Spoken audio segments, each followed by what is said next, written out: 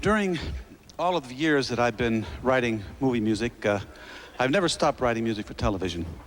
And one of the TV projects that turned out to be a very good one for us and for me was the miniseries The Thorn Birds. The main character was Meggie, an eternal optimist who was in love with a priest, Father Ralph de Bricquessart. This is Meggie's theme.